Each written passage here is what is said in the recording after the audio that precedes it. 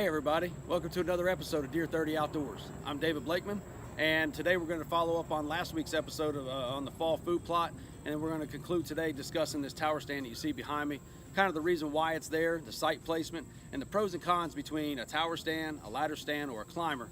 So, hope you enjoy. Stay tuned. Welcome back everybody. If you remember last week's episode, we actually dissed this clover plot, frigid forage clover plot over, and we really did that to one, turn that clover over into the ground, releasing that nitrogen.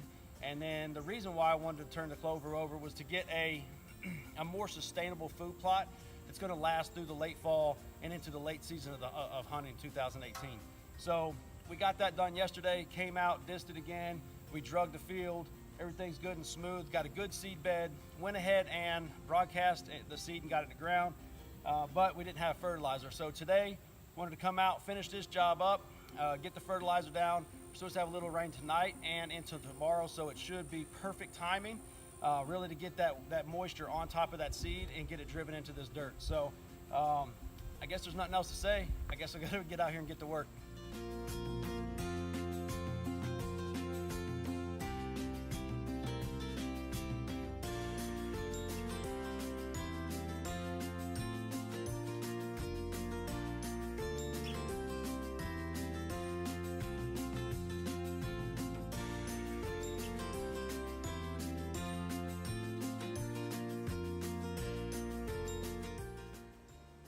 All right, so as you can see, I'm sweating. It is in the middle of August and it's probably mid 80s today, almost 90. And man, it's hot out here to be doing that physical labor. So just make sure that, you know, don't be proud, take a break, get over here in the shade. Because look, I mean, just look at how bright it is out there. Hot, hot, real hot.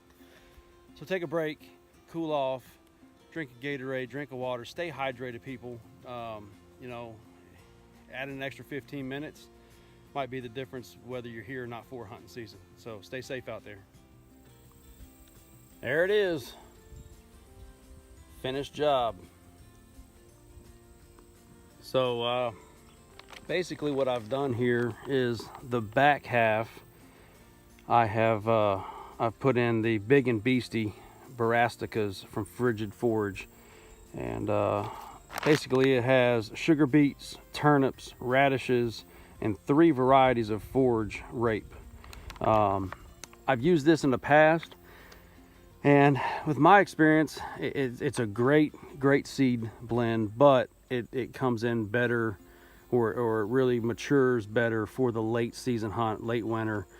December, it really comes on with those sugar beets. So for your late season, if you haven't tagged out, it's really good.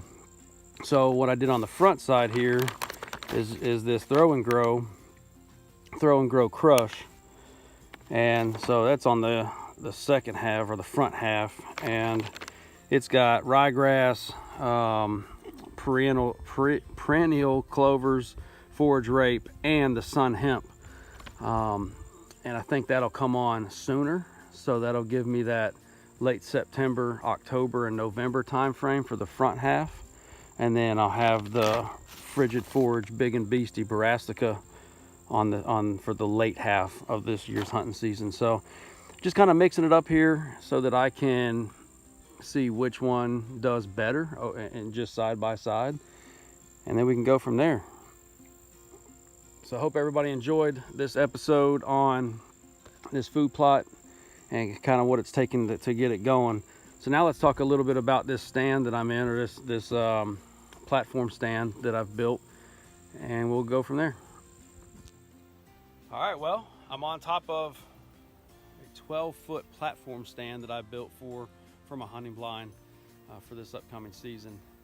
And look, this tree here is my lucky tree. We've taken 9 mature bucks over a 10-year period out of this tree, but out of the 9 that have been taken between me and some of my pro staff, we've probably missed 200, because the way that this tree sits, and all the trees around, all the way around this field, the field, this is the top of a hill, so the bases of these trees are actually 5, 6, 7, some cases 10 foot down for the trunk. or the base of the tree. And then by the time that you put a ladder stand in it, and I personally prefer a ladder stand, I feel more secure in a ladder stand. I feel more secure when my son's hunting, that I can leave him in that ladder stand and he's safe. So with that being said, you almost have to double the rungs or double the ladders just to get the stand high enough that you're not facing, you know, because when these deer come out, they typically come out over on this side. And before, in a 12, 15 foot ladder stand off of this tree, you're really almost sitting eye to eye with that deer when they come out, and the slightest of movement, they bust us. So I wanted to put a blind over here, but if you put a blind down there on the ground, you're not even seeing the deer until they're all the way at the top or up in the field. So this was our solution. We built this, and let's take a look at it. So before we conclude today's episode talking about the platform stand, just wanted to get into a couple of the tree stands here on the property. And this is the one, it's the top of the ridge stand, and it literally comes to the top of to the ridge. I mean, there's a freshwater spring creek running at the bottom of this hill, and every night we've got 5 different bachelor groups of bucks that are patterned here almost every night, and almost at the exact same time, and all in daylight hours. So I know it's early season and that's all going to change, but I really like this stand placement. So basically we just come in off the off the field about 30 yards and brought a dozer in here and cleaned out a path. So there's one of my cameras. You can't see it, but right in there is a camera with a mineral sight, and they walk literally right down here. They stop at the bait station, and then they're right off down to that water. So it's pretty much an every night occurrence, and we've got a lot of intel on a lot of big bucks on this property from this site. So this is one of them. Oh, another thing that I really like about this stand is that the concealment and the breakup, because there's so much brush and so much foliage behind this stand. So a lot of times guys want to put a stand up, to include me. I did it for years, and it really silhouettes you because you don't have any backdrop. So I'll show you another picture from once I get down on the ground, but there's just a lot of concealment when you're up into this tree. And those guys are, I don't know, 8 to 15 yards out, and I haven't been picked off yet. So something to think about.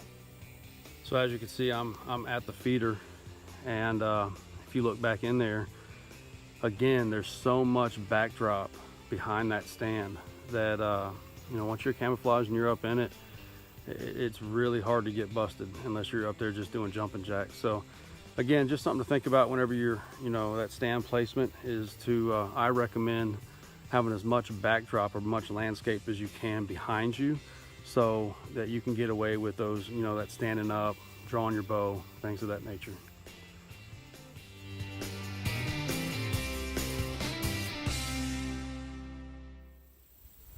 All right, so there she is, the deck in the sky.